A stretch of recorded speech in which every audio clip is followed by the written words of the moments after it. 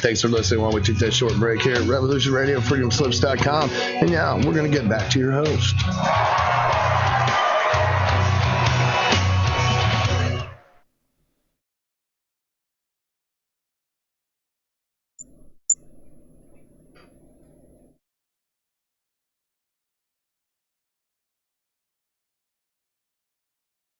Greetings, Earth Explorers. Welcome to X Squared Radio. I'm your host, Brooks Agnew, coming to you live from an undisclosed location east of the Appalachian Mountains. This is where the past meets the future. In here, the results are always positive. We're coming to you from the America Free Radio studios on the Revolution Radio Network on freedomslips.com, the #1 listener-supported network on the web today. Make a point of going to revolutionradio.com, and signing up for the archives. Put yourself on a regular contribution and help keep the real mainstream news going. The fake stream news, they have their own money. This is the way we bring you the real news right here. Every Wednesday night at 8 p.m., we are live, and we're also live on YouTube. So if you want to see this as a video, you can go to YouTube, my YouTube channel, Brooks Agnew, YouTube/Brooks Agnew, and you can watch us live. If not, you can listen on the Revolution Radio Network on freedomslips.com. Very easy to do, and we're so glad that you're here with us tonight. We're letting the chat room fill up just a little bit here. Hi, Piper. Hello, Terry. Good to see you here. You know, Nostradamus wrote in the year 1551. My friends and I used to sit around and read the quatrains and try to figure out what the heck was he seeing, you know, because a lot of times you read the quatrains and you could see some things like about Hitler or like about Kennedy and those kinds of things. But some of the other stuff, you know, it hadn't happened yet, so we couldn't really put the pieces together yet. We just didn't know what he was talking about. But in 1551, he wrote this: there will be a twin year, we would call that 2020, from which will arise a queen, Corona, who will come from the east, China, and who will spread a plague, virus, in the darkness of night on a country with 7 hills, Italy, and will transform the twilight of men into dust, death, to destroy and ruin the world. It will be the end of the world economy as you know it. Pretty crazy, huh? That Nostradamus would write that in the year 1551. Oftentimes, we don't know what the heck these quatrains were supposed to say until the event actually happens and fits what is being said. So it's the biggest news story in the world right now, but, you know, you're going to find some things make sense and some things do not make sense. For instance, let me start in another area, and I'll try to pull all this together so you can see what's going on. We call this the superdelegate game. Now, you've probably heard the term superdelegate, and you don't really know what it means. These are not people that have, you know, bulletproof uniforms. They can't fly. They can't burn through things with their eyes or turn invisible. It is likely that going into the Democrat National Convention, that's July, by the way, just a couple of months away, none of the presidential candidates will have the outright majority, that is to say over 50% of the pledged delegates needed to secure the nomination on the first ballot. That's the way it works. You have to get over 50%, which is like, 1,938 delegates. If you don't get that, you don't get the nomination. You're just a candidate. And that's what happens from time to time. It's what happened in 1940. 1940, Franklin Roosevelt, Delano Roosevelt, had already served 2 terms.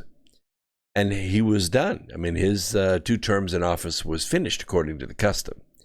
So it was 1940. So as is usually the case, because of the notoriety and the name recognition and the fact that they had, really come through the hardest part of the country, from the Depression to 1940, the name of the vice president, John Nance Garner, they called him Cactus Jack. He was larger than life, a little more conservative than Roosevelt. Okay, a lot more conservative than Roosevelt.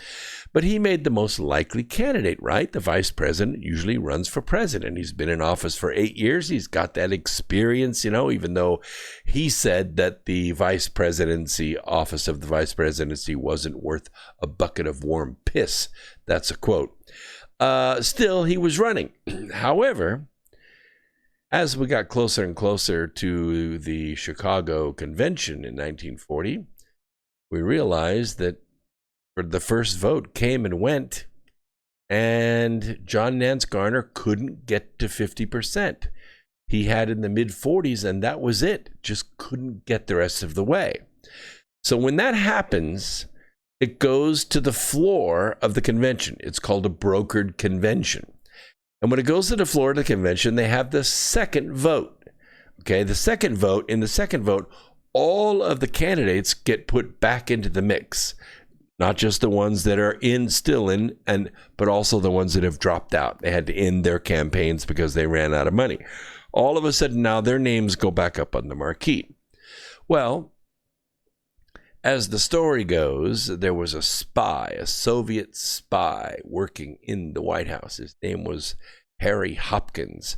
And Harry Hopkins worked very, very closely with President Roosevelt. In fact, how they became close is that some years before, Harry Hopkins was diagnosed with stomach cancer. Now, it's a slow-moving cancer in the sense of, like pancreatic cancer will take you out pretty quickly, but you can weather your way along with this, but still, it's kind of debilitating and you're kind of sickly. And you know what? Roosevelt was debilitated and kind of sickly as well, being a victim of polio. So they're working late one night, and Harry Hopkins says, well, Mr. President, I think it's time for me to go home, and I'll see you tomorrow. And Roosevelt says, stay the night. We have plenty of room here in the White House. Just take one of the rooms and stay the night. Well, Harry Hopkins did not leave the White House for 3.5 years. 3.5 years. He stayed by Roosevelt's side. Oh, he was a Soviet spy, no doubt about it. No doubt about it. And he served the Soviet interests. And such was the case in 1940 at the brokered convention. Because the president, Harry Hopkins, had prepared a letter which was going to be read by one of the senators on the floor during the brokered convention. And the letter went something like this. I am not interested in running for the office of the President of the United States. And so at this time, I would encourage all the delegates at the convention to vote for whoever they want to vote for. Vote your conscience. Well, everybody on the floor, they were confused. They said, what do you mean, vote our conscience? What does that mean? We need guidance. Who are we going to vote for? Well, Harry Hopkins had a henchman who happened to be the superintendent of that building that the convention was being held in. He was in the basement, and he had a microphone, and it was connected to the main PA on the floor. He turned the microphone on, he eased up to the microphone, and over the loudspeakers you could hear, "We want Roosevelt. We want Roosevelt." Well, of course, the House floor picked up the chant.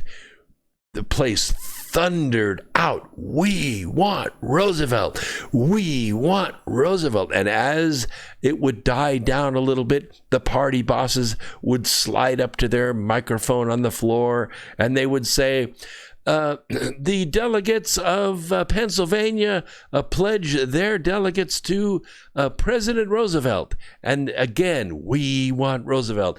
And Rhode Island and Nebraska and Florida. That night, in the second vote, Roosevelt won 86% of the delegates. And he wasn't even on the ballot. He wasn't even running. He won 86% of the delegates, and he ended up serving a third term. Totally against the customs that had been set up by George Washington. But the people happily elected him, and on they went. He served his third term through World War II and entered into his fourth term and died in the conservatory during his fourth term of complications from being in a wheelchair and being under such stress.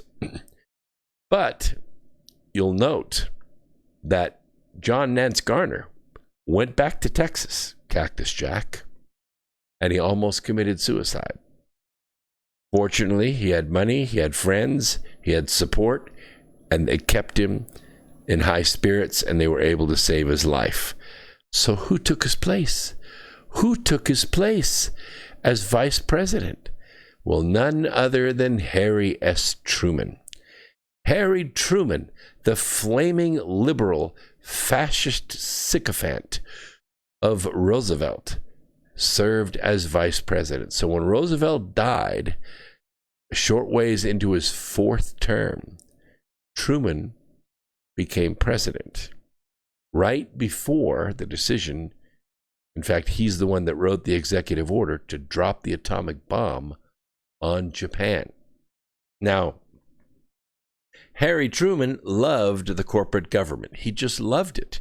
He liked giving orders and he liked getting things done. And he didn't like to mess around with Congress and votes and, speeches on the floor and going and getting support of Congress and all that. That was all a bunch of crap to him. After all, they had set up the agency government. They had set up all these agencies, departments, bureaus, and administrations. They had the Federal Bureau of Investigation that was set up in 1935 to protect the interests of the Democrat Party. They were the opposition research firm for the Democrat Party. They always have been, and they've done a very good job at it. So in 1968, after all of this power of the Democrats literally controlling everything, Nixon gets elected and they lose power for a short period of time. Well, it didn't take long for the deep state to get rid of Nixon, and they put Gerald Ford in because he was Speaker of the House, and then Gerald Ford ran against Jimmy Carter, and Jimmy Carter from Georgia, he won. Now, the first thing that Jimmy Carter did is he took the fascist government, and they made no bones about it. They called it fascism. They were best friends with Mussolini. I mean, they liked it. They liked the corporate government. The first thing that Jimmy Carter did is he created the Senior Executive Service, the SES, and he codified Truman's government. He codified it. That's what Eisenhower tried to warn us about. The military-industrial complex that they had built was immovable. It was untouchable. It was undefeatable. And so what happened during this time is they created this special body, a special body of delegates, because they didn't want to go through this brokered convention every single time and not knowing who was going to be president and such craziness. So they created what's called the superdelegate. Now, a superdelegate is basically a super Democrat. They're former speakers of the House. They're former party leaders. They're big donors. They're people that can be counted on in a crunch to do what's best for the Democrat Party. People like Donna Brazile, people like Debbie Wasserman Schultz, superdelegates. These are people who know what's best for the party. So, Democrat National Committee members and other unelected superdelegates are going to be allowed to vote on the second ballot. Because make no mistake, Joe Biden ain't going to make it. I don't care what poll you're listening to, he's not going to make it. You can't take enough Prevagen to make it from now to July. It ain't going to happen for him. And he's not going to end up with a majority of the votes. And Bernie Sanders, this is why he didn't win the first time. He didn't win the first time because the superdelegates were not paid enough. Hillary owned them, paid them millions and millions of dollars through the Hillary Victory Fund. That's why all the money was siphoned away from the states to that federal coffer. $87 million was stolen from state DNC accounts and siphoned to Washington so that the superdelegates could be owned. And that's exactly what happened. Now, despite the pivotal role the DNC is likely to play in selecting who runs against President Trump, there is little public knowledge of who runs the party and who the superdelegates are. We have a few names, but we don't have them all. If I did, I'd give them to you. Now, there's 447 of them, 447 voting DNC members as of August of 2019 to create the first public profile of the members and their potential conflicts of interest from their work outside of the party. Now, I'm going to share a little bit of that with you right now because I want you to understand the superdelegate game. The executive committee, led by the DNC chairman, Tom Perez, and 9 party officers, appoints the co-chairs and the majority of members of the DNC's 4 standing committees, Rules and Bylaws, Budget and Finance, Credentials and Resolutions. The committee also would decide whether to advance any proposed rule changes from the Convention Rules Committee, such as changes to the superdelegate voting process, to the Standing Rules and Bylaws Committee for final approval. This is how Bernie got wiped out in the last election. That and that pesky bruise he had under his eye. Did you see that? You could just go back and look at it in the archives. You'll see it. Rule changes and those damn black eyes. Of the 47 executive committee members of the DNC officers, the report found that 17 of these have backgrounds in promoting corporate interests. In other words, they're lobbyists. 13 of them are currently registered lobbyists for the for-profit companies, principals and consulting firms with corporate clients or corporate lawyers. 3 were corporate lobbyists or corporate lawyers in the last 6 years, and 1 was a corporate lobbyist in the past. Now, several of the members of the executive committee were appointed by Perez in the October 2017 purge after his narrow election as chair, and his picks did not require approval from other DNC members. He could do this all by himself. That's one of the rules that they have. Of course, you know, some of those decisions were retribution against those that ran against him or supported candidates that ran against him for this position. That's the way it works in the DNC. So the DNC does not make its membership available to the public.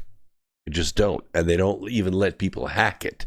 If it is hacked, they turn it over to a foreign country like CrowdStrike. They're not even going to let the FBI find this out. For this research, this report obtained a copy of the membership list actually from a DNC member. Yeah, this is highly top secret stuff I'm about to share with you. I hope I can get away with it. These lobbyists and these consultants, as well as their corporate clients, stand to benefit big time. Oh, not in the thousands, in the billions of dollars from their power to decide which candidates the national party supports, not only on a local level, on a state level, and also the national level. And through their committee positions, how the DNC budget is allocated, who gets money in their campaigns, how the gerrymandering is worked, who gets to receive promotion and advertisement dollars from the DNC. Now, here are the party leaders, and I happen to have their backgrounds in their corporate lobbying world and their consulting world, who Tom Perez has appointed to the king-making positions on the executive committee. I'm just going to share a few names with you because I think you'll be very surprised. Now, keep in mind that the Republican Party doesn't have a setup like this. There's no such thing as a superdelegate in the Republican Party. It is what it is. It is what it is. And if you go state by state, every single caucus, every single primary, Trump is killing it. He's just killing it. He's like got 4 to 6 times the votes of the Democrats. And these people don't even have to vote because in a lot of these states, many of these states, there isn't even a primary. They're not running anybody against Trump. Who has to vote? Nobody has to vote. And yet they're coming out by the millions, Tonio Burgos. You know who he is?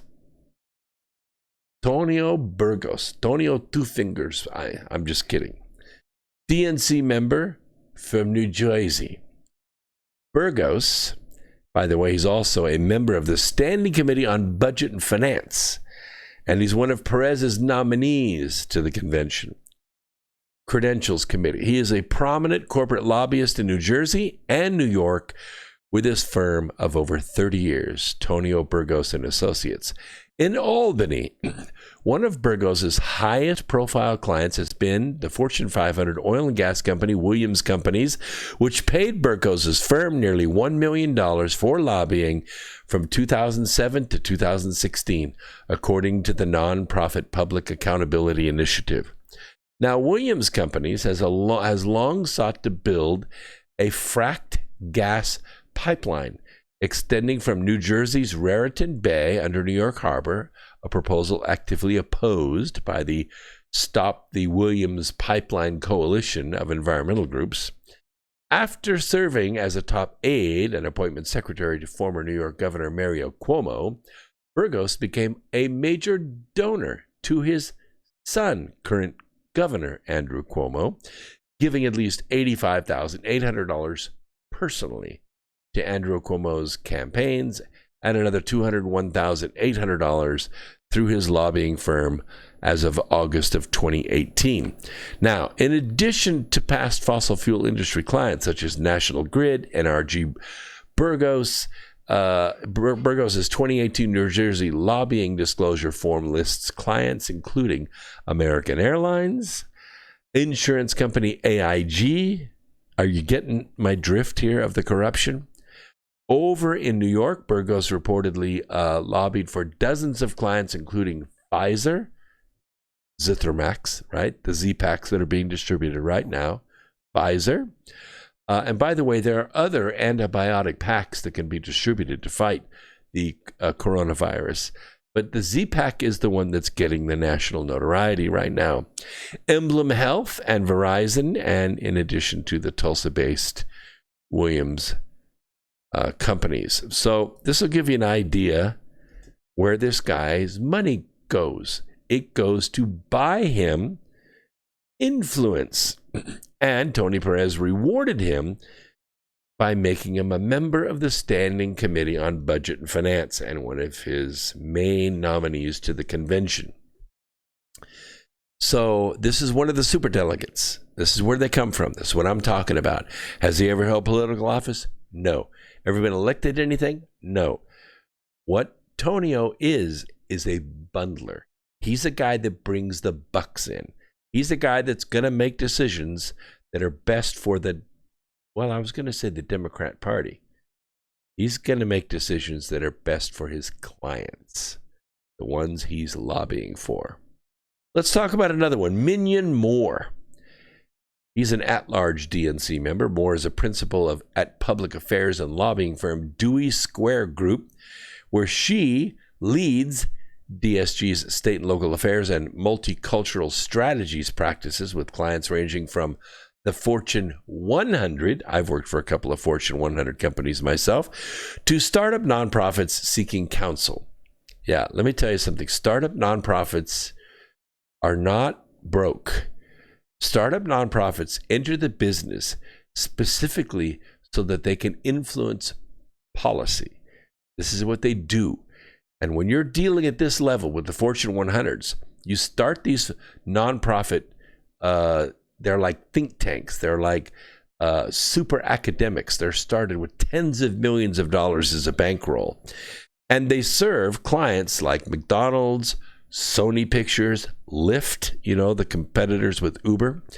Dewey Square Group has worked with multiple clients in the health insurance industry to block changes to Medicare Advantage that were needed to finance to the Affordable Care Act, including an effort to place fake letters to the editor in local newspapers, according to a report from The Intercept noted by Kevin, looks like Gostola on Twitter. Let's see. Moore is a member of the Standing Rules and Bylaws Committee, and she is also one of Perez's nominees to the Convention Credentials Committee.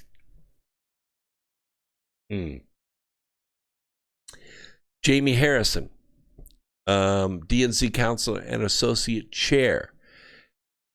He's chair of the South Carolina Democrat Party from May 2013 to April of 2017. Let's see who he lobbies for. Oh, my goodness. He was a Hillary Clinton bundler. He worked for Tony Podesta, where his lobbying clients included Lockheed Martin, Wells Fargo, BP America, Merck, Bank of America, and others. One of his clients, American Coalition for Clean Coal Electricity, which represents coal companies like Murray Energy and Peabody Energy, fought against President Obama's Clean Power Plan and other climate-related regulations. Pretty crazy, huh? Harrison challenged Perez for the leadership position, by the way, in February 2017, but dropped his bid and endorsed the former Secretary of Labor, citing external pressure on DNC members to support Perez or the other leading challenger, then Representative Keith Ellison. By the way, Keith Ellison is the Democrat from Minnesota, the one that beat up his wife, that Keith Ellison. Let's see. Michael Blake. Blake is a New York Assembly person from the Bronx who last year was found to have been paid up to $20,000 in 2015 by a prominent political consulting firm, Hilltop Public Solutions, whose clients include Airbnb. Let's see. He introduced legislation sought by Airbnb to collect occupancy taxes from renters. Blake and Hilltop, which received $189,000 in April of 2015 from Airbnb for his lobbying work. John Curl. He is a DNC member from New Jersey. Let's see here. What did he do?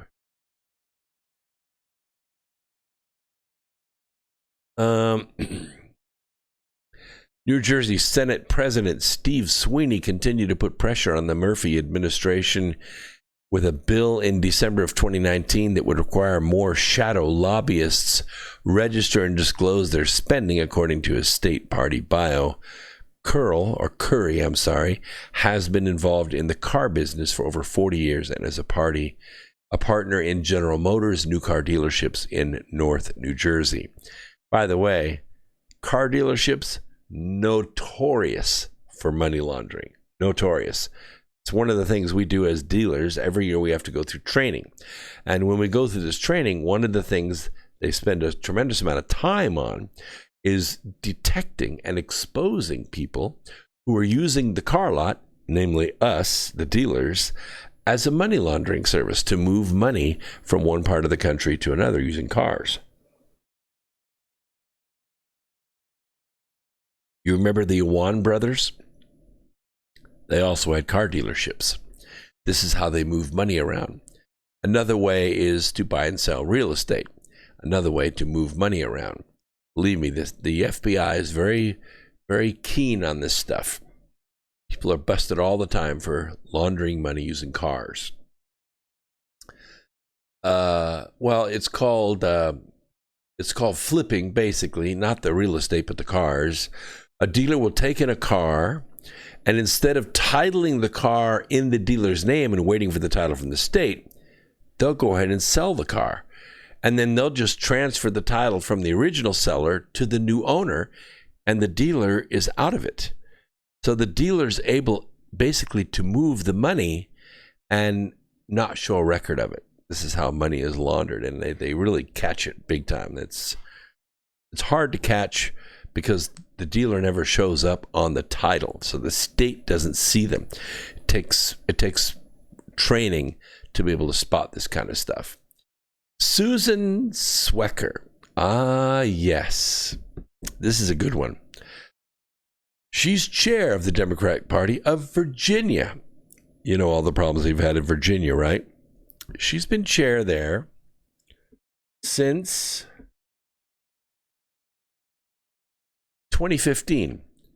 She is currently a consultant and president at Dividing Waters Public Affairs, LLC, which, according to its website, provides direct lobbying services at every level of Virginia. In September of 2019, just a little bit ago, Swecker, acting as a consultant, placed calls to, guess where? Charlottesville, the Charlottesville area state legislatures, with questions for a client casino gaming company, Queen of Virginia Skill and Entertainment. According to documents assessed from the State Ethics Committee, Swecker registered to lobby for MasterCard in the early 2014. Swecker's firm gross income was over $250,000 in 2017, according to a financial disclosure form signed in January of 2018. Swecker is also a member of the Standing Rules and Bylaws Committee, obviously deeply hooked up in the gambling business. Emmy Ruiz, a political strategist. Ruiz is currently a partner at Newco Strategies, based in Austin, Texas. In February 2019, Ruiz joined as a senior advisor for Senator Kamala Harris's 2020 presidential campaign. You see where this is going?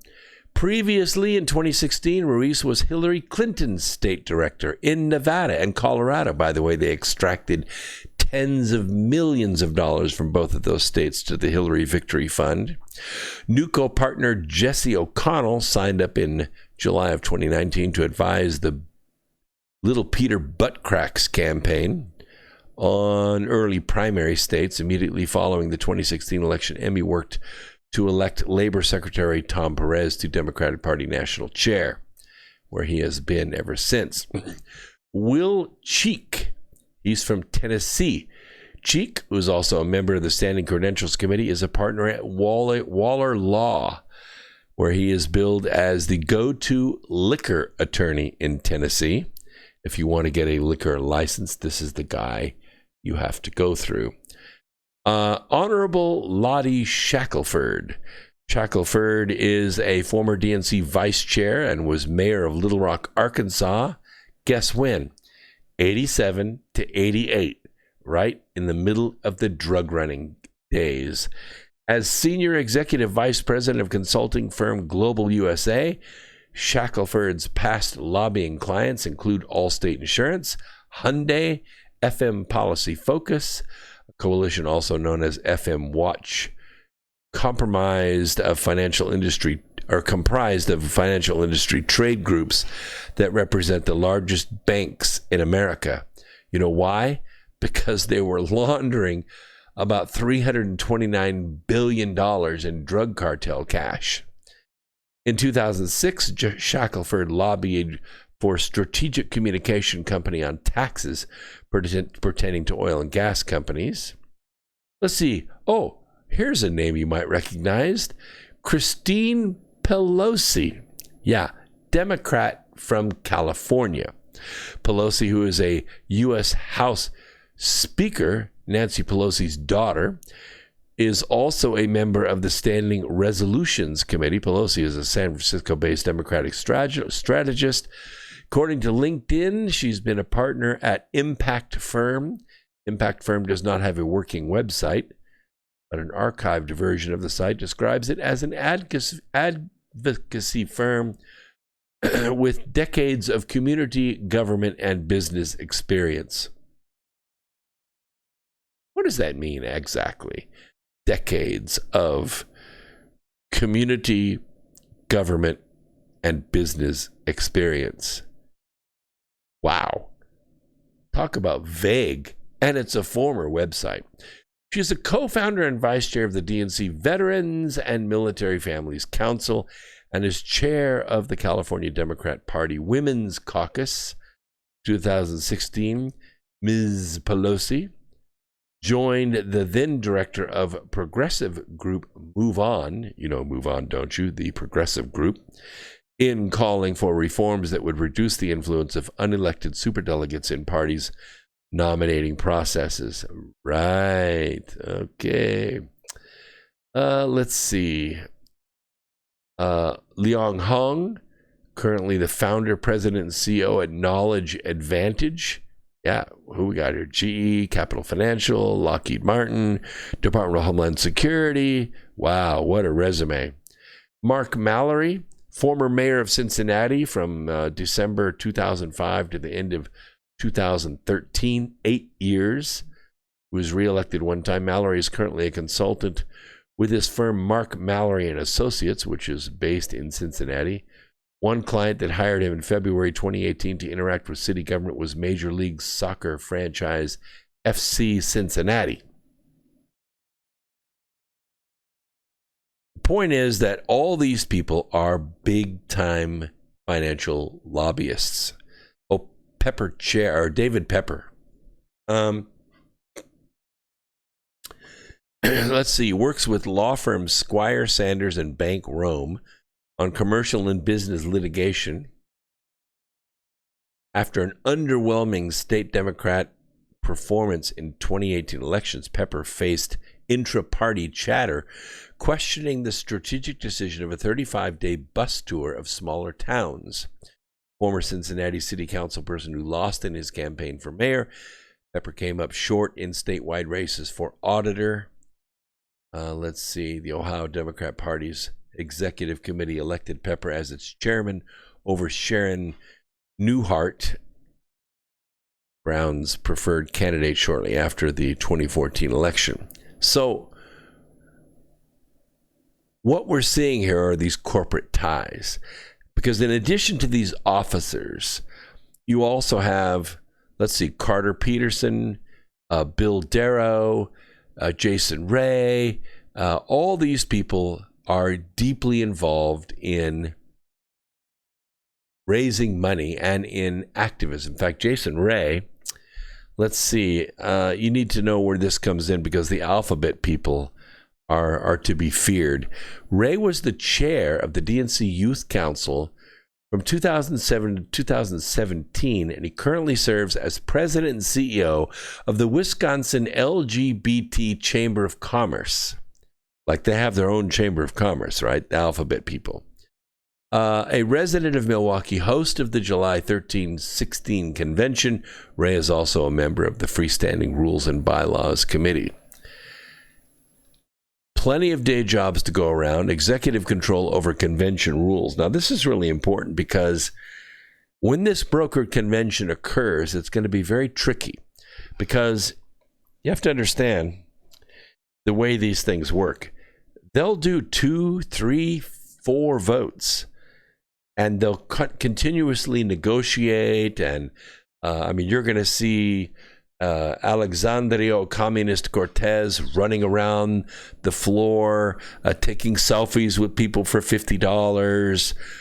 You'll probably see Bloomberg out there handing out $50 bills. There's going to be a lot of stuff because, see, all these candidates, Bernie and Bloomberg and Tulsi and little Peter Buttcrack and all, and even Kamala Harris and Spartacus Booker, they're all back in the game.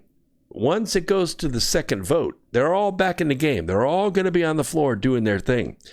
How about this, Vice President?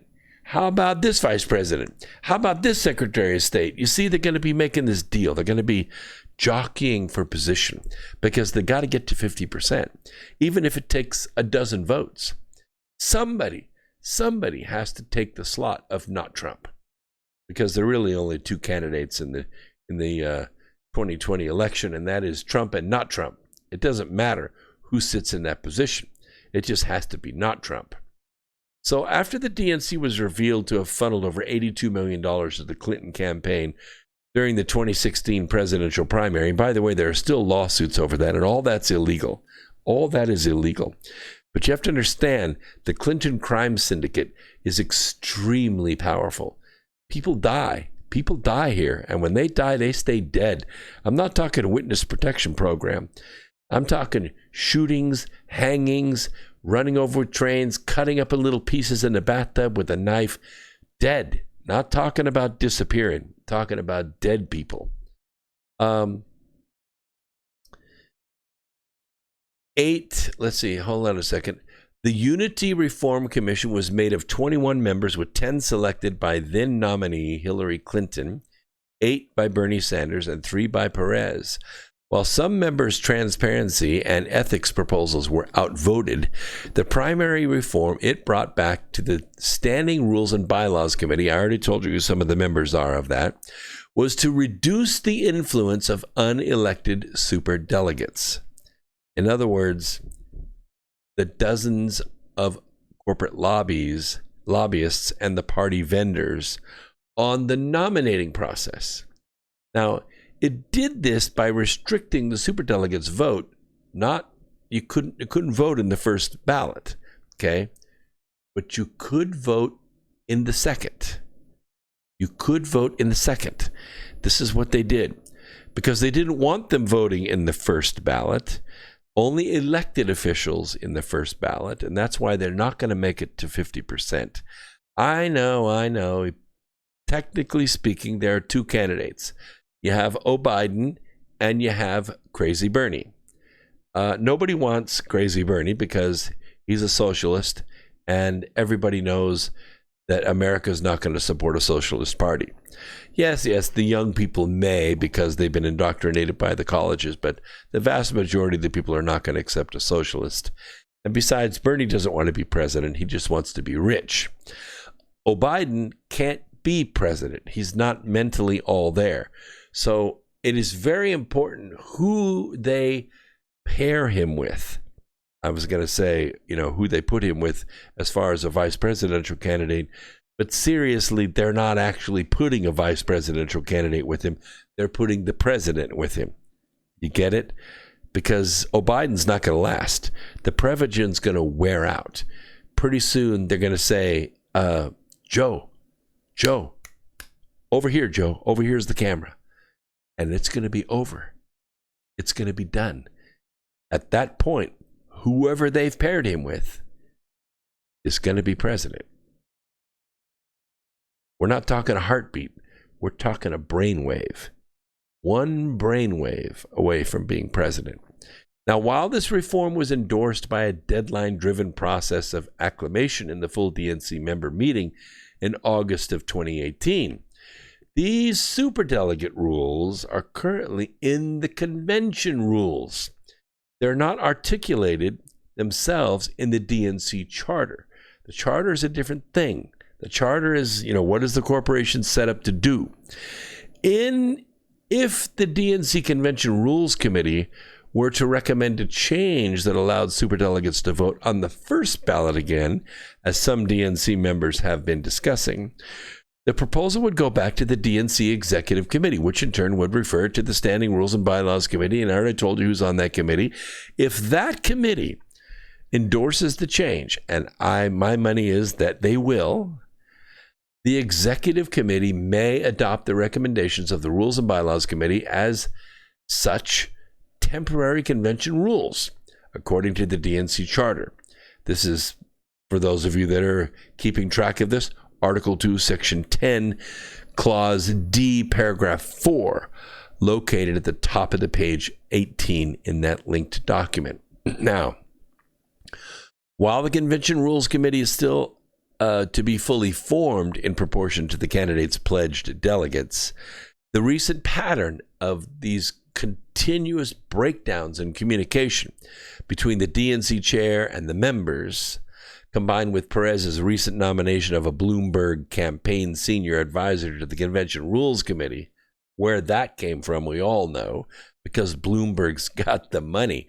He spent about $250 million on his campaign. It opens up the possibility of another unilateral decision by the chair that's Perez, that would overturn the highly contested superdelegate voting rules. One of the figures above were among the DNC chair Tom Perez's nominees to be the 3 convention committees that will refine the rules and write the platform. This is the main thing, okay? This is what's going to happen in Milwaukee. The next reports in this series, based on the interviews with current and former DNC members, will examine more corporate lobbyists and consultants. The problem is that the committee, we all know now, I'm trying to explain to you, is corrupt. It's corrupt to the core. It's corrupt with money. It's corrupt with favors. It's corrupt with bribes and payoffs. And it's corrupt with criminal activity that compromises the members themselves. More DNC members on the Rules and Bylaws committees have current ties that present potential conflicts of interest. I gave you a bunch of names. Susan Swecker, Minion Moore, all these people, they all have conflicts of interest. Do we have enough time to flesh all these out? No, we don't. The convention's coming up. Nobody cares about this. In July of 2019, the Rules and Bylaws Committee again voted down Zogby's proposal for an independently elected financial review board. They don't have time for that. They don't want that. They want what they want. He says, I wanted 3 things, Perez said: accountability, transparency, and democracy. What a bunch of crap. We have none of these. None of them.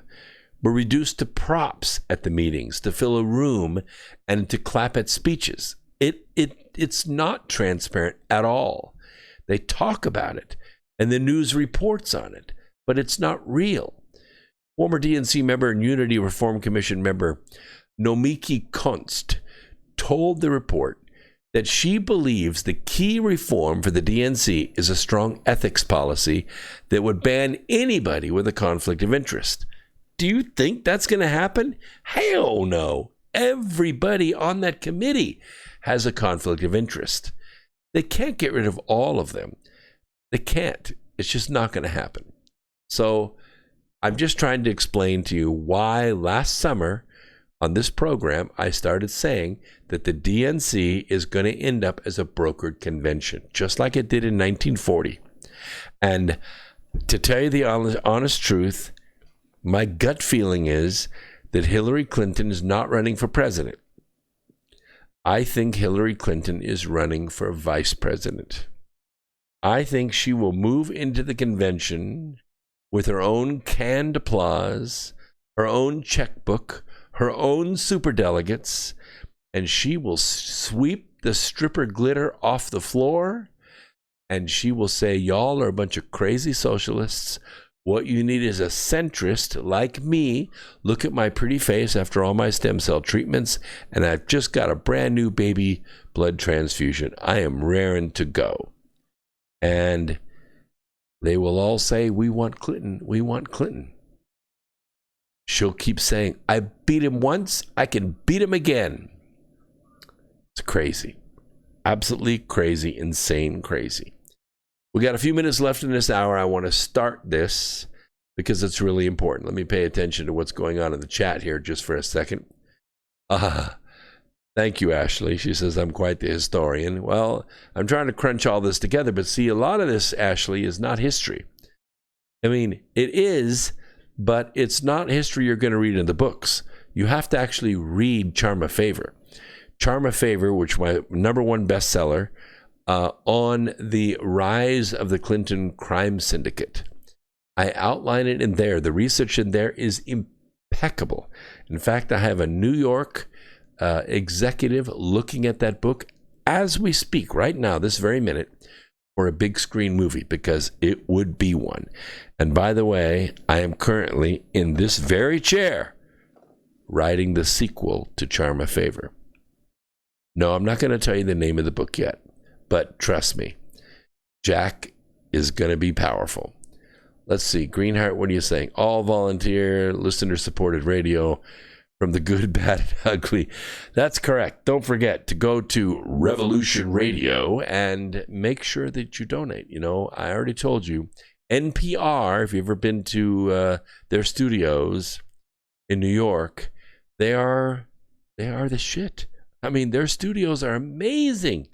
Like architecture up here. And it's your tax dollars that they take from your paycheck. Every time you get paid, they take a little bit of that money and they give it to NPR. So, I mean, do you agree with what's being propagandized on NPR? No, you don't. But they're taking your money anyway. So all I'm saying is tax yourself. A couple bucks, a couple dollars. If you don't do it per paycheck, do it per month.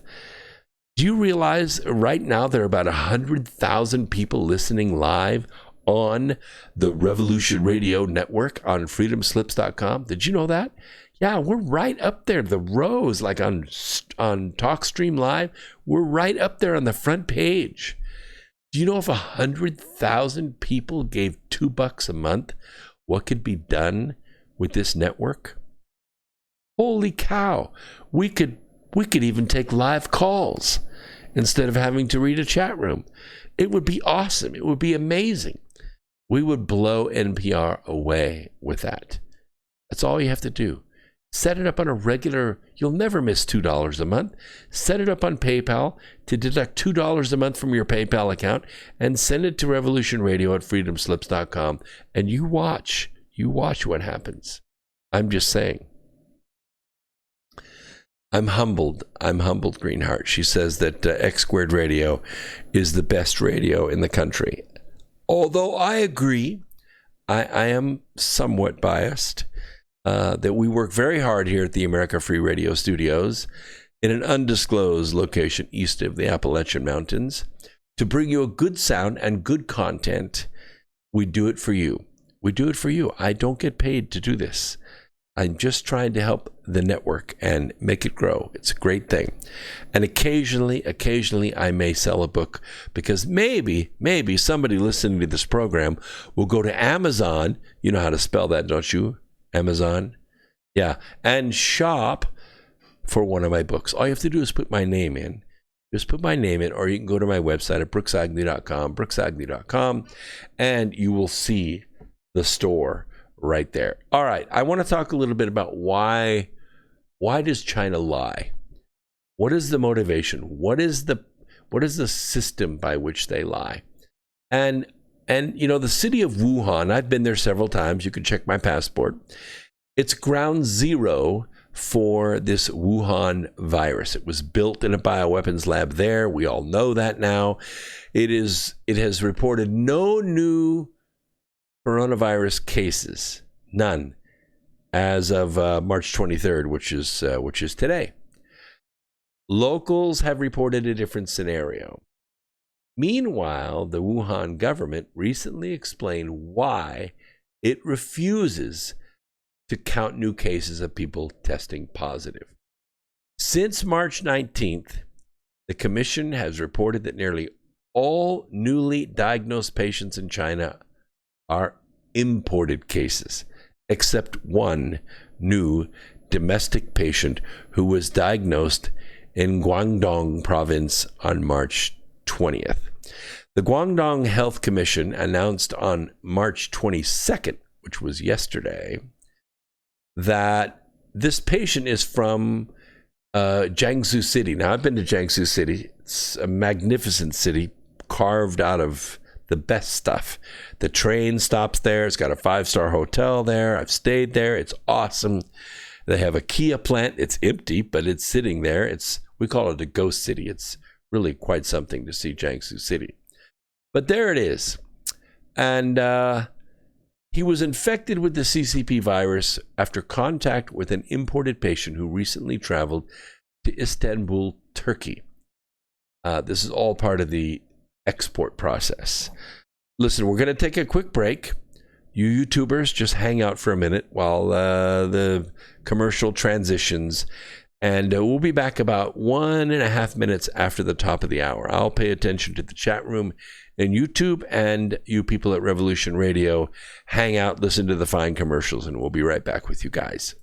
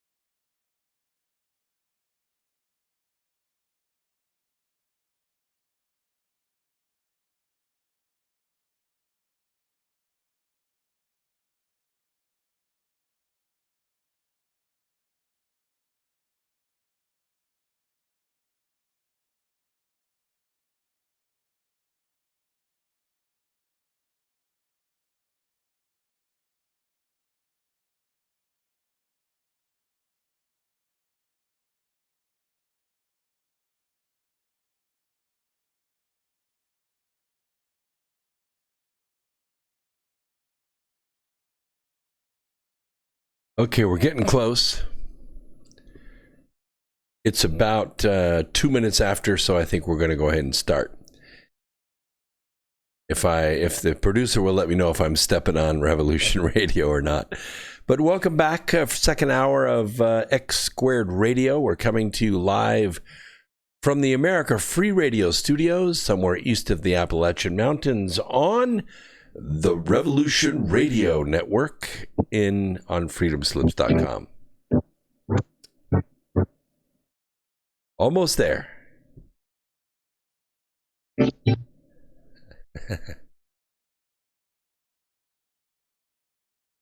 all right. We don't duplex with the studio, so it's difficult to tell. We should be there just any second now. All right. The cases that are happening in China right now of coronavirus, they might be relapses, but I don't know. They say the relapse cases were reported when they were first diagnosed. We won't report them at present. Wuhan City designates Jinyintan Hospital and Pulmonary Hospital to treat the relapsed patients. This guy, whose name is Tu Yang Chao, he's the deputy director of the Hubei Provincial Health Commission. He explained why there have been no new infections in Wuhan in an interview with state-run newspaper Hubei Daily yesterday. Wuhan, by the way, is the capital of Hubei province. Very industrial place. We get most of our large tools made there. I have been to Wuhan a couple of times. In an audio recording shared on Twitter by an overseas Chinese activist named Charles, the local party boss of a neighborhood committee in Jiang'an district can be heard explaining to her community that families can't go downstairs at the same time to pick up goods they ordered, as they should practice social distancing in order to stay safe. Yes, they should take their anti-malaria pills. But you have to understand that it is not advisable to take a hydrochloroquine, or hydrochloroquine, as a preventative, because it will race your heart up, and if you are prone to heart arrhythmia, it can cause you real problems. How this was discovered in France, they had a clinic where they were keeping patients suffering from lupus. And the lupus patients were being treated with hydrochloroquine. And they noticed that none of the lupus patients had the virus.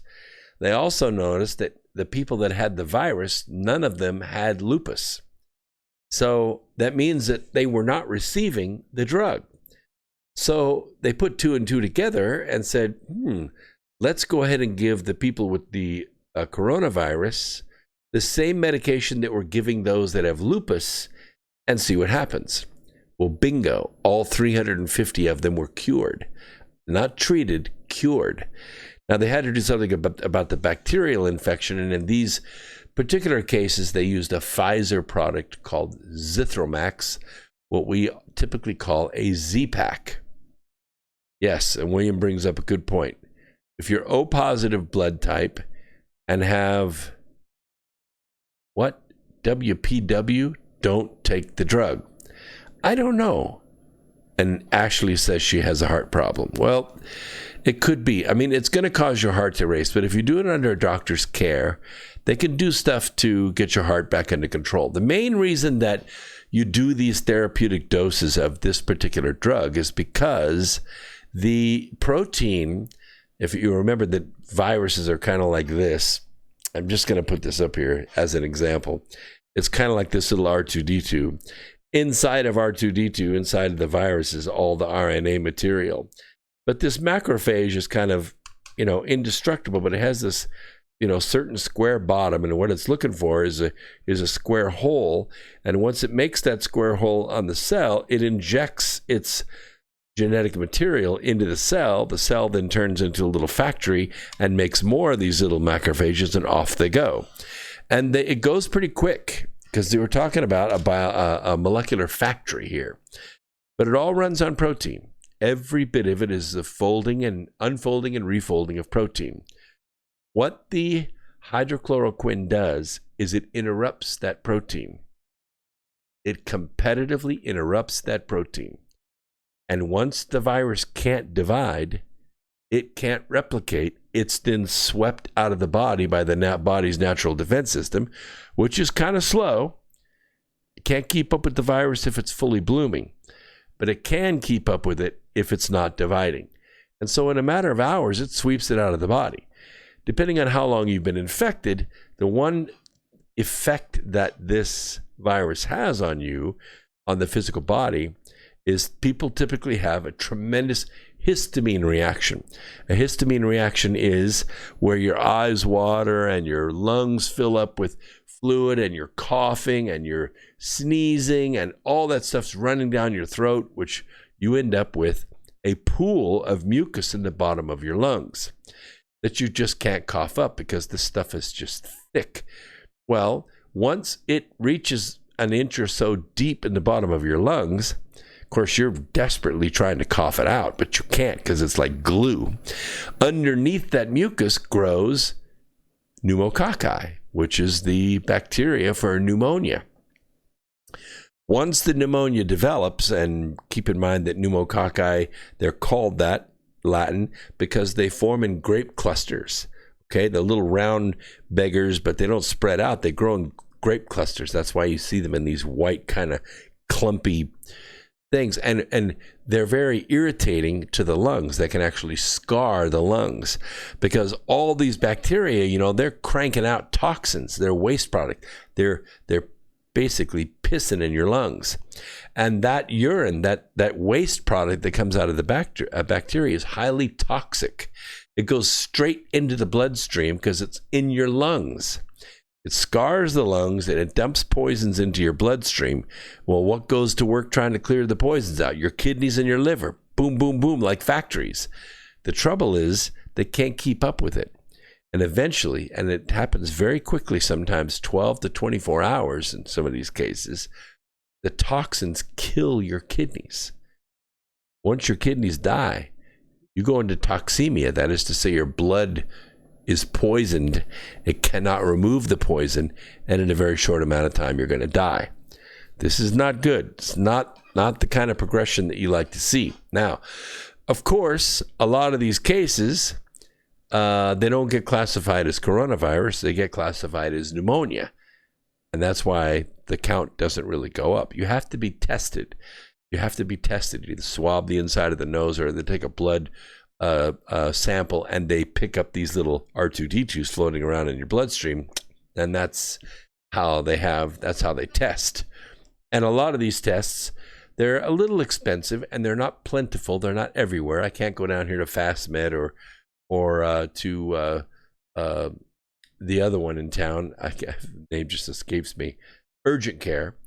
They may not have the coronavirus test kit. They might have to order it from somewhere and get it in. But they'll take your sample and send it off there and get it tested. But if you come back positive, then of course there are treatments that are available for you. If you take this drug, this hydrochloroquine, it interrupts the protein of that virus and it can be stopped from dividing very, very quickly. You take the Z-Pak or other broad spectrum antibiotics. There are others from other brands, from Libby, and you don't have to take the Pfizer brand, but there are others. You could take those and it knocks the pneumonia. It takes 2 to 3 days for that to completely take its effect. But the point is, you're on the mend and you could be cured. That's really something. What we're seeing here is that the Chinese regime has recently begun pushing propaganda that the virus outbreak could have originated in Italy, the hardest hit country outside of China. We know that this is not true. We know that it started in Wuhan. State-run newspaper Global Times reported on March 22nd, that's yesterday, the virus outbreak in Italy might have occurred earlier than in China, adding that the virus spreading in Italy might not have come from China. See, this is all propaganda. This is disinformation, what they're trying to do. Meanwhile, China trolls have begun posting on international and Chinese social media platforms such as Twitter, Facebook, and popular Chinese app WeChat, claiming that China is the only safe country to be in to stay away from the virus. Screenshots of multiple Twitter accounts show that they all tweeted the same message in Chinese with only the country name changed. Gee, that sounds a little bit like our press. The outbreak in France, also US, Canada, Spain, Italy, is out of control. I heard from friends who work at a French, American, Canadian, etc. hospital that countless people are asking for help at hospitals every day, but they don't have diagnostic kits. This is what they're tweeting out. Epoch Times, which is a Chinese-American newspaper, they are partly Chinese owned, but they're independent and they're very critical of the Chinese. They refer to the novel coronavirus as the CCP virus because the party's cover-up and mismanagement allowed it to spread throughout China and create this global pandemic. They exported Chinese who were infected, and they exported them to China, to Seattle, to Southern California, and to New York. And this is why we see outbreaks in these areas and why it was able to progress to the point that it has until as soon as President Trump found out, literally within days, I think it was 4 days, boom, no more travel from China. He knew exactly what was going on. They had texts that were sent, let's see, include the Chinese government's international spread of misinformation to downplay the risks of the virus, a refusal to cooperate, and international health authorities' internal censorship of doctors and journalists, and malicious disregard for the health of ethnic minorities. Banks, who's a Navy reservist, said in his statement, as the Chinese Communist Party pushes propaganda and lies to try and blame the United States for coronavirus, we need to make the case to the world that China is ultimately responsible for this outbreak. We're not very good at it. We're not very good at it. Why? Because the United States government doesn't really have a press outlet other than Twitter. We will do what we can here at America Free Radio, but we're small. We're just tiny. The vast majority of the global media empire works for the Global Syndicate. And what they're trying to do is they're trying to push the Chinese narrative. So you see what we're up against. We're up against the fake stream news. They tried to cover up news of the virus. They jailed doctors warning of a possible pandemic. And they prevented the CDC from coming to study the disease. In all, the Chinese cost the globe 2 months in time to prepare for this virus. I hope this begins a conversation about how China can be held accountable for their negligent corona response. Now, one of those responses, I'm going to just tell you, it's rather clever. You know by now that we are about $22 trillion in debt, in national debt. And yes, interest rates are zero right now, which means we probably could get a leg up on it. If we came back and, Easter Sunday, commerce starts back up again, by the end of May, we're going to scream past 30,000 on the Dow, and we're never going to look back. It's going to be the most amazing period of prosperity you ever saw. There's a possibility, if the Fed behaves themselves, that we could actually start paying down the debt. But $22 trillion, Earth Explorers, it takes a long time to pay off a debt like that. It's like owing $400,000 on your car. You just don't look at paying that off very quickly. But here's the cleverness. Are you ready for the cleverness? China is responsible for this.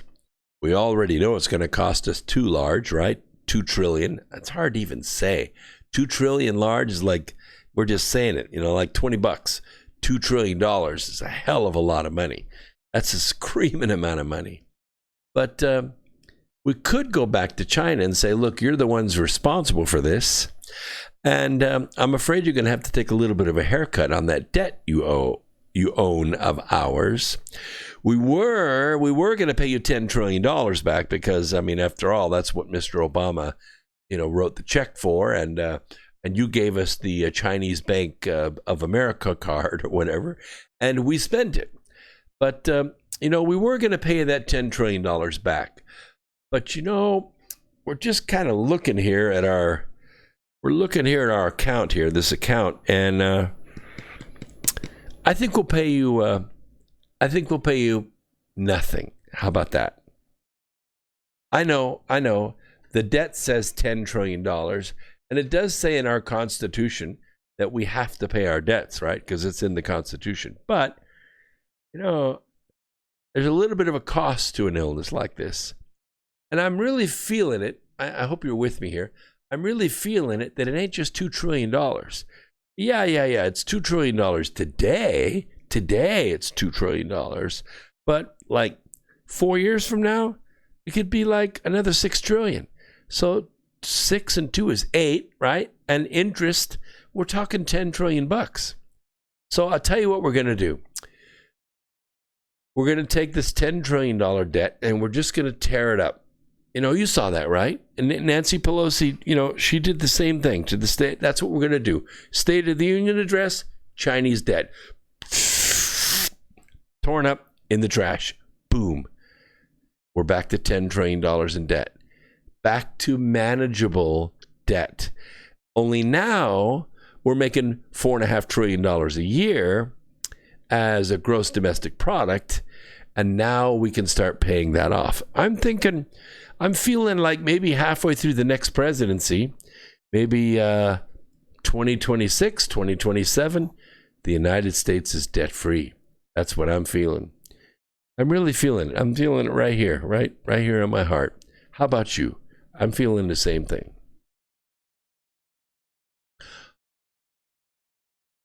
So, what are they going to do? They're going to come over here and fight us? Come on. Give me a break. China has never won a war, ever. They've been around, 5,000 years, 6,000 years? Never, ever won a war outside their own country. Japan has. Japan kicked China's butt. Marco Polo? Alexander the Great? Romans? Yes. China? No. Ever. They fought inside. They fought, dynasties inside of China, but not outside. China can't fight outside. You know why? Because they send their army out there, and they send their Navy and their Air Force. We want you to go attack the United States. Go blow up Oklahoma. You know what happens? They get here and they go, what are we doing here? Are we actually fighting for what? National pride? Like we're fighting for money? When's the last time you were paid? I wasn't paid. You know what I want? I want a ranch. I want a ranch in Kansas. I want a ranch in Montana. I don't want to fight. I want a ranch. I'm a peaceful person. That's exactly what's going to happen. And once that supply chain gets stretched out a little bit, and those rice and tofu cakes, they're not showing up every single day, you know what happens to an army when that happens? You start living on the land. And living on the land ain't going to happen. By the way, that's a very good point you bring up about the vaccine. I'm not seeing a vaccine yet. We have some flu shots that you can get. When is the last time you had one? I had one when I was, I want to say a sophomore in college, way back in the, a little after the middle of the last century. It was the last time I had a flu shot. And you know what? I think I remember getting the flu, too. So I've had the flu a half a dozen times in my life. Some of them have been bad. Some of them have been not so bad. I think I missed a Christmas one time because of the flu. But I was never tested for the flu. I never was, no one was ever thinking about putting me down for the flu. I've had some bad ones. I had one a couple years ago in Chicago I thought was going to check me out. But, we got through it. And I think that's generally what people are going to do. This particular flu, it's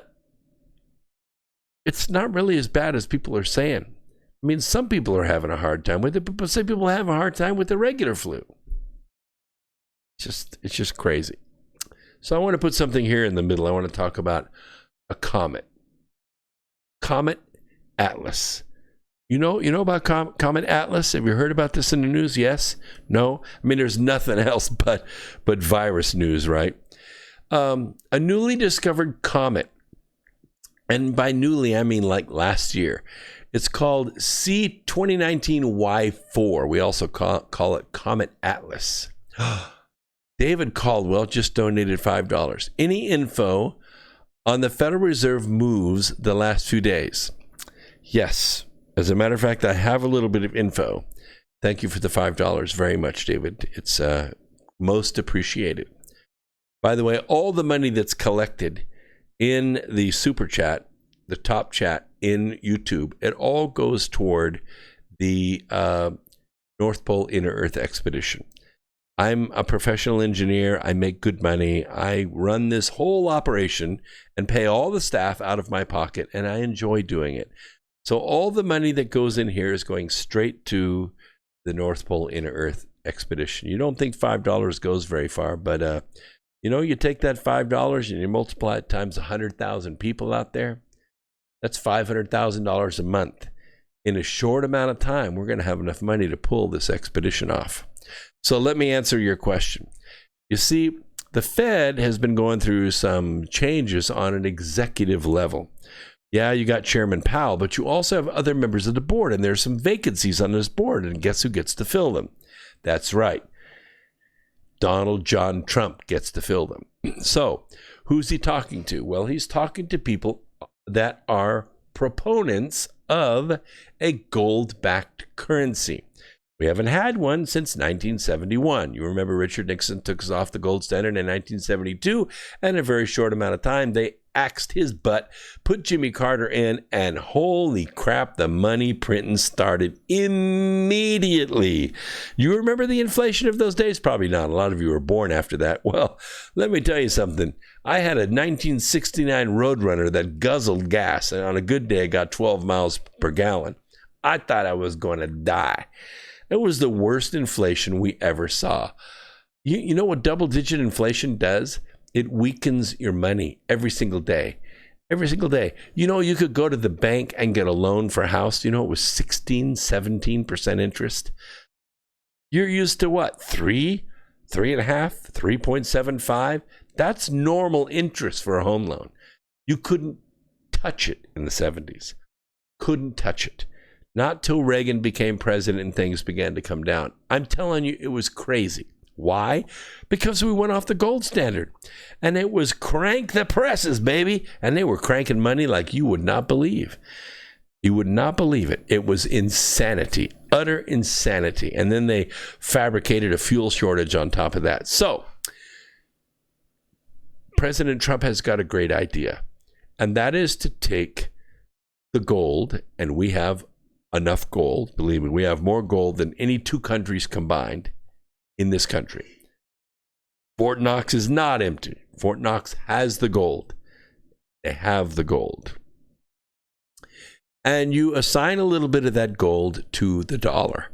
Now what you've done is instead of backing the dollar with ones and zeros and then trying to trade in oil and all the other commodities around the world in dollars that don't mean nothing, now you've linked it to gold. Now you've taken 1,000-year perspective on currency. Because at the end of the day, the currency is the exchange between value systems. Okay? The farmer grows his corn. He grows more than he can eat, so he sells the corn. With the sale of the corn, he buys a corn picker. He buys a house. He pays for a college education. He buys fertilizer and more land and all that stuff. Builds a barn. That's capitalism. That's the way it works. He's serving other people by growing corn. He sells the corn for a profit. He uses the profits to further his business. But when he sells the corn, he needs a system of exchange. And right now that is dollars. So the issue has arisen since 1972 until now. Here we are in 2020, some 58 years later. The problem is that the system of exchange itself has become valuable.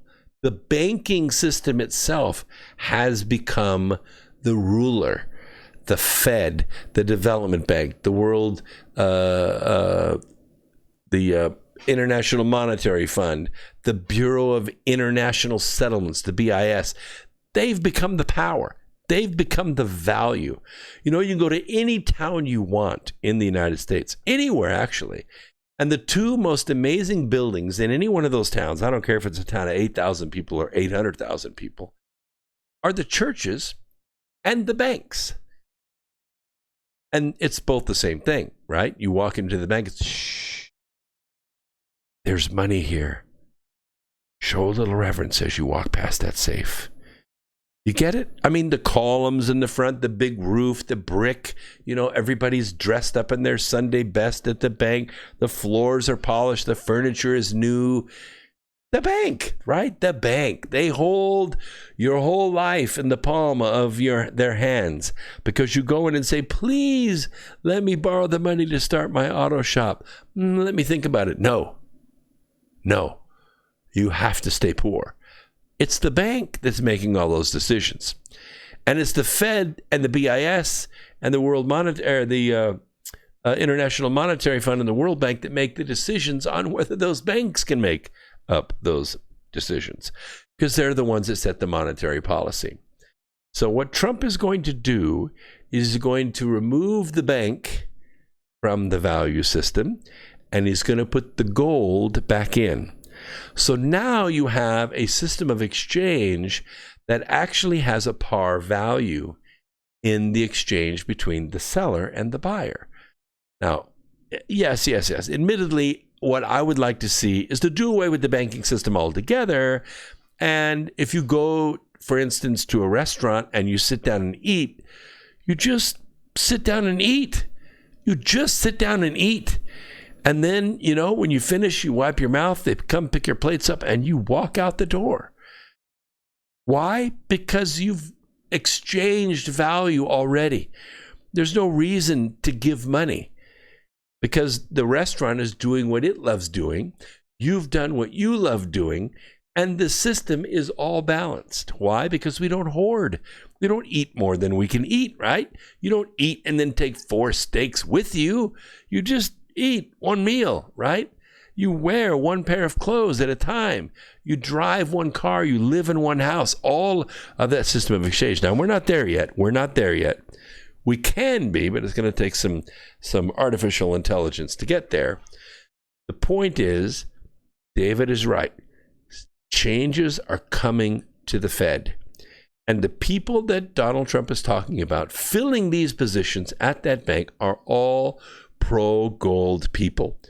Former bankers, former financial people, and they're all pro-gold people. So I look for this year, maybe even before the election, but certainly immediately after the election, you're going to see major changes in the Fed. Is it going to take away the power of the Fed? Yes and no. Because the Fed, their power over the prosperity of any government that it controls its currency is that it can change the value of the currency.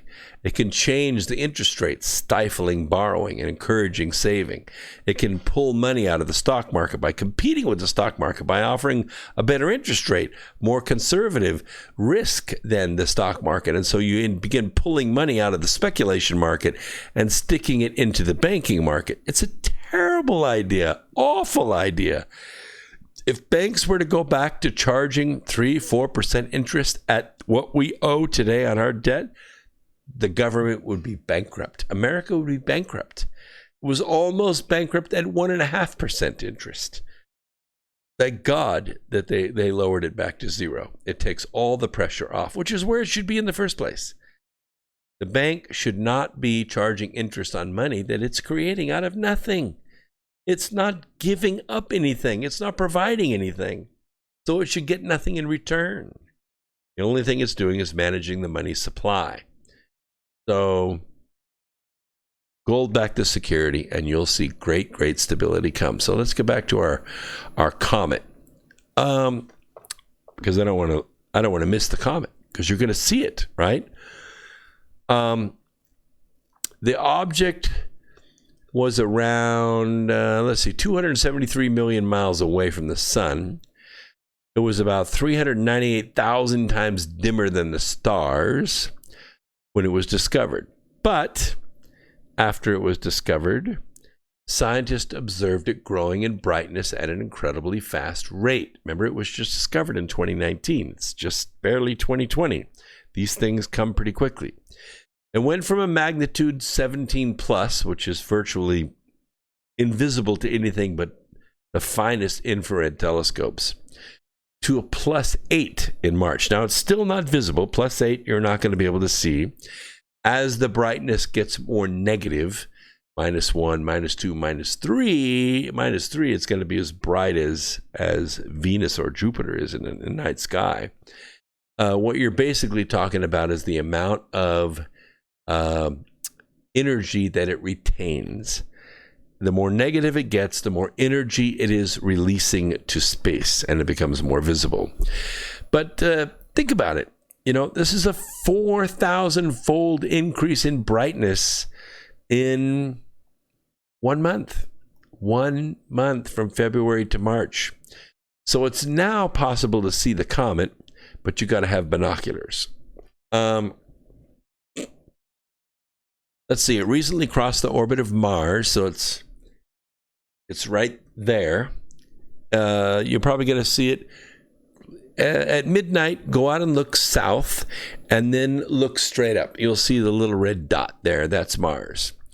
So the orbit of Mars looks to us like it goes back and forth because Earth goes around the sun faster than Mars. So sometimes it looks like Mars is going across the sky this way, and sometimes it looks like Mars is going across the sky this way. I believe that Mars is just finished its retrograde, so now it's actually going across the sky in the right direction. It's now possible to see this comet. If the comet continues to grow in brightness, and it most certainly will, it may even be visible to the naked eye, assuming you are in an area with low light pollution. We're kind of there out here. We're on the outskirts of Charlotte quite a ways, so we can see it. But like other comets, Atlas is becoming brighter as it approaches the sun because it's being blasted with increasing amounts of radiation from our sun, and so the surface is beginning to boil off. And so what you're going to see is the tail, or this fuzzy emission that's coming from the head of the comet before it breaks up, and it probably will break up. Right now, the comet is releasing huge amounts of its frozen volatile gases. Not just water, but also things like acetone and alcohol, and all these things might be coming off as well. And that's why it's beginning to brighten so fast, because that also reflects light, that bunches of stuff that's boiling off. So on May 31st, it's going to make its closest approach to the sun in 2020. It's going to come within 23,517,819 miles of our star. That is closer than Mercury. So this thing ought to really be busting it out. During this close approach, the brightness of the comet will be expected to peak. It's probably going to peak between a +2, which you can definitely see with the naked eye, to a -6. Now, -6 is about twice as bright as Venus. So if you look in the western sky, you will see Venus pretty bright in the sky. And Venus is between a -2 and a -3. So you can see a -6 it's going to be quite bright out there. Comets historically have been harbingers of a doom, like zombie apocalypse doom. It is important to note that the behavior of comets is notoriously unpredictable because as they off-gas, they act like jet engines and they kind of push themselves around in space. So, plus, the head begins to boil, and it is a very loose organization, you know, all that ice clumped together. And when it begins boiling off, the head begins to break up sometimes, and it can go into 2 chunks or 4 chunks or dissolve altogether like Halley's Comet did. Now we just pass through the tail each time we go through it, but the head is long since gone. We should expect the rate of increase to slow. This is where it gets tricky for predicting just how bright it's going to get. That's why it's between a +2 and a -6. A -6, you could mark that one down. It's going to be once in a lifetime, maybe, to see one that bright. It's going to be fun the next few weeks watching Comet Atlas develop. So please go out in your clear skies. We're just coming up to the end of March. So as I said, March 31st is going to come the closest to the sun. And then that's when the fireworks happen, because we don't really know where it's going to go from there. It's still a long ways from Earth. Don't worry about it colliding with Earth, but still pretty fantastic to see. Great sky watching with your kids. NASA data indicates that the comet takes just over 6,000 years to make one full circle around the sun.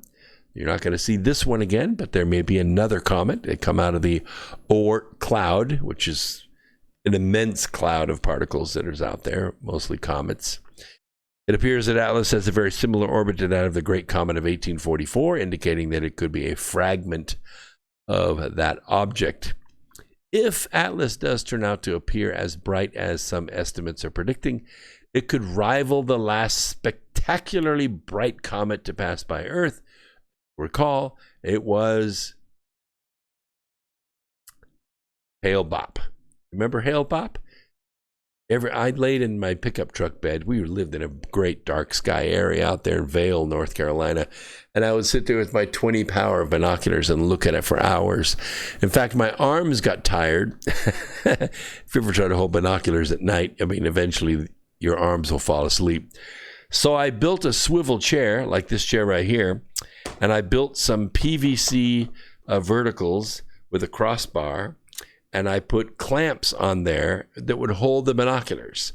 And so what I did is I just tilted the binoculars until I could lean back in the chair with the binoculars just above my eyes, and then I could let my arms down. And that was great. That was awesome. That's a great way to sky watch. $15. You could build a great sky watching chair, and it was great. At least you had your hands free for the beer. All right, let's cap this thing off on the virus, because there's a lot of fear out there. The fear is being perpetrated by the fear perpetrators, and they are perpetrating the fear. And they're putting all of you in harm's way of what I call Operation, let me say it right, Operation Corona Scare. Operation Corona Scare is set up and perpetrated and fueled and advertised by the global media empire. Why? Because I say, where's the beef? In the 3 months or so since it started, the Corona Scare and its related disease, I'm shudder to even say it, which emerged in the Chinese province of Hubei late in 2019 and now numbers more than 110,000 cases around the world. It has caused more than 4,000 deaths, mostly in China. That's not very much, 4,000. As the case number grows around the world, which it's not really growing like what Exhibit 201 said it was going to. That's, by the way, including in Canada, where there are 70 cases. People have become concerned that a pandemic is inevitable. No kidding. Where the hell did they get that idea? Oh, could it be the red banner at the bottom of every single freaking newscast in the world that says pandemic on it? Well, yeah, it could be. I mean, come on, CNN is saying it, Fox is saying it, MSNBC is saying it, ABC is saying it. It's got to be a pandemic. But you see, in the same 3 months, there have been about 3 million deaths in China from other causes, and about 14 million deaths worldwide during the same 3-month period. 3 months, 3-month period, same period. According to Health Canada, there have been almost 10,000 deaths in Canada from tobacco addiction, for instance. Okay, that's not even a disease. So I'm saying, where's the beef? Now, I learned some powerful lessons from SARS in 2003. I worked for the Japanese at the time. I saw this happen.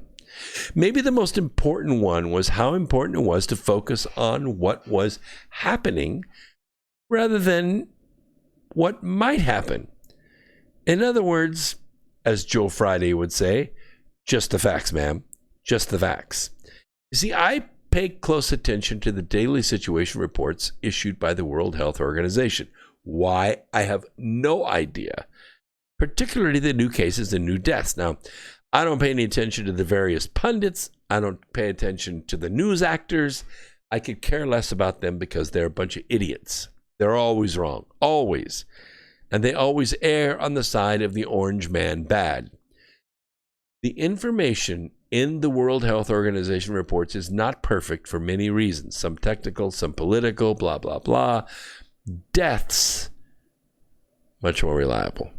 At least you got a dead body. 1, 2. You see, I can count those. The new cases and new deaths, almost all from Hubei province, increased very rapidly at first. And then, in the first week in February, the rate of the new cases peaked at 4,083. And then the deaths peaked on February 13th at 254. And then the number of daily cases began to drop down quickly toward the end of February. And that's because the Hubei outbreak peaked in late January. Indeed, right now, toward the center of March, or a little past the center of March, it's almost over. It's already gone through all the people. Some people got sick, most people didn't. But about the beginning of March, the number of new cases rose again because of the outbreaks in, well, you got South Korea, you got Italy, you got Iran, you got Southern California. And these outbreaks are smaller than the one that happened in Hubei.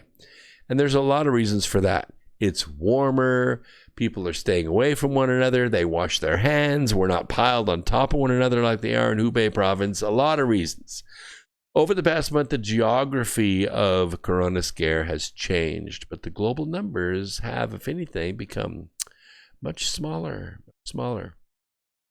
By the numbers, this is the incredible shrinking pandemic. In fact, it ain't a pandemic at all. It's just Operation Corona Scare. Now, a couple of important caveats. First, far more cases are out there than are being reported. That's because not everybody's being tested. And the funny thing about when you test more people, you find more people. Duh. This is because many of the cases don't have symptoms. People get it. They get a little and that's it. It's over. They're back to work. Nobody cares. Testing's been limited.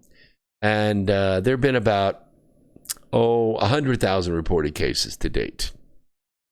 But if we extrapolate from the number of reported deaths and presume a case fatality rate of, say, 0.5%, the real number is probably closer to 2 million. The vast majority mild or asymptomatic. In other words, about 2 million people have the disease. Do they know it? No. I mean, they might be staying home, watching some TV, eating, chicken soup. But do they think they have the coronavirus? Maybe. But are they going to get tested? No, because they don't want the stigma of it. They don't feel that bad. They're going to get through it, and just like they do every other flu they've had.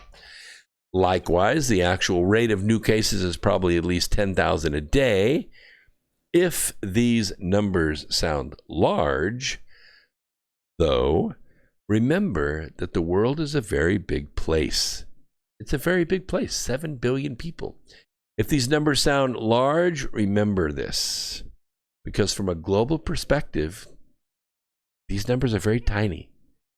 It's not a pandemic. We're not talking a zombie apocalypse. This Hubei outbreak, by far the largest and kind of worst case scenario, appears to be winding down. How bad was it? Well, I mean, the number of deaths was comparable to the average influenza season, about average. That's not nothing, but it also isn't 1918. It's not catastrophic, okay? The only plausible explanation is that corona scare is not very transmissible among humans. And thank goodness, when it comes to pandemic potential, transmissibility isn't the most important thing. It is the only thing, okay? When corona scare finds a sweet spot, like a cruise ship, a South Korean church, an Italian hospital of old people, it can spread very efficiently. And the bug has a nasty bite. But these are the exceptions and not the rule. The vast majority of infected people spread the disease to precisely nobody. Could the situation change? Could corona scare become a true pandemic with millions of cases and tens of thousands of deaths every day? Yes, it could. But it's not very likely, not this time of year. The current situation in Italy particularly is concerning. But as the days pass and the global patterns stay the same, this becomes less and less likely. Now, I am not preaching complacency here. I'm not saying, look, don't worry about it, even though I'm not really worried about it. I'm traveling like I normally travel. Am I washing my hands? Yes, I am. Am I drinking vitamin C as a preventative measure? Yes, I am. Am I healthy? Yeah. I take walks in the sunshine every day and make sure I get it all over me, okay? Symptomatic travelers from areas with active diseases, they should be tested. And if they're tested, they should be given the drug and cured. Okay? That's how you stop this thing in 10 days or less. Okay? Everybody that has it should isolate, take the drugs, and get cured. You'll be done in 4 or 5 days. You'll be as good as new. But we also need to be sensible. Okay? I'm going to Flagstaff next week. You can't stop me. It ain't going to happen. I'm going to Flagstaff. And if you're listening to this program, I'm going to the Pluto Observatory in Flagstaff. I am. Now, it closed March 12th. So effing what? I'm going there anyway. I wrote Danielle Adams, the head of the Pluto Observatory in Scottsdale, Arizona. And guess what I'm going to do? I'm going to get a tour of that observatory. Oh, they're wanting to keep it virus-free. So am I. I'm coming from a virus-free zone outside of Charlotte. And I'm going to be virus-free when I arrive in Arizona. And I'm going to drive my virus-free car up to virus-free Scottsdale, Arizona. And I'm going to virus-free observatory. And I'm going to see the observatory. You can't stop me. It's my money. It's my money. And you can't stop me. Stay calm. Carry on, people. Do not let the Global Syndicate make you afraid. This is not who we are, okay? It is bad to get the flu. Nobody likes getting the flu. The flu ain't going to kill you. Somebody went to and visited Japan, or not Japan, but China in New York. They flew from New York down to a city about 90 miles away from here, a little tiny town. Went to an old people's home and visited that place and infected all the people in that facility. So I figured, I'm looking at my watch here and I'm waiting for a fatality at this old people's place, at this nursing home. It didn't happen. It didn't happen. Nobody died. Nobody died. All Caucasians, all at this nursing home in this little town 90 miles away from me. It's the closest case on Earth from here. And nobody died. It's all going to be done and gone in a few days. They're all getting treated. They all got ventilators. They all got hydrochloroquine. And they're going to be cured. And that's that. It's done. So, listen. Everything is going to be okay, because I can tell you, I've been to the future and I've looked back at this. This is a blip. But I'm also a little worried. I've got about 4 minutes and I want to get this across to you. You see, the Global Syndicate, they don't like losing. They controlled this world for thousands and thousands of years.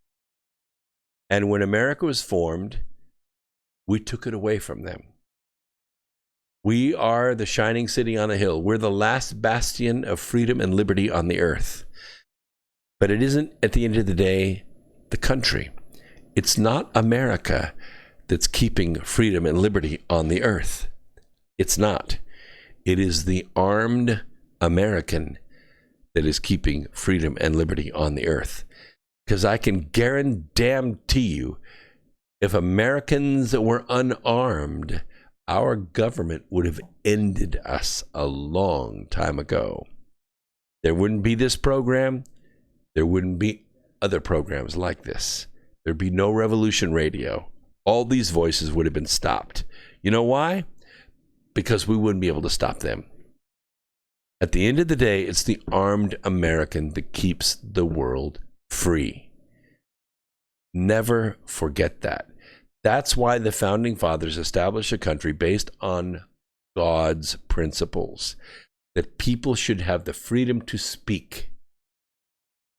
And to back that freedom to speak, because it's the most important right, the second one to it was the right to protect that speech with a gun.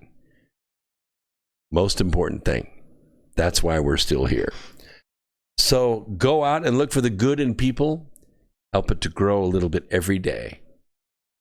And before long, you will have saved the planet. One of the most important things that we have as humans is the ability to show gratitude. I don't mean waking up in the morning and looking in the mirror and saying, you know what, I am grateful to be alive, although that's a good thing to do. I mean, be grateful to the people that you see through the day. Be grateful to the person that's making your coffee at the Minute Mart in the morning. Be grateful for the person that processes your payroll. Be grateful to your supervisor. Be grateful to the company that you work for. Show gratitude. You know what? They need your gratitude. They need you to be grateful for what they're doing. And you'll feel good doing it. And it'll raise your frequency. And that's what I mean by saving the planet. This is the America Free Radio Studios. East of the Appalachian Mountains. We've been here for 15 years. This is our first year on the Revolution Radio Network on freedomslips.com, and I've enjoyed it. I enjoy you, and I want you to keep coming back. We'll see you next Wednesday right here.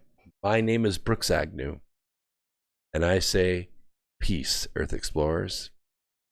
Go and do good things. Make sure to focus on great things. By the way, if you want to take a class, learn how to do this a little more, you can sign up for my classes at my website, brooksagnew.com, and I will teach you how to do this. I will teach you how to manifest the future and how to keep a journal. All right? Be good, Earth Explorers, and we'll see you next Wednesday right here on X Squared Radio.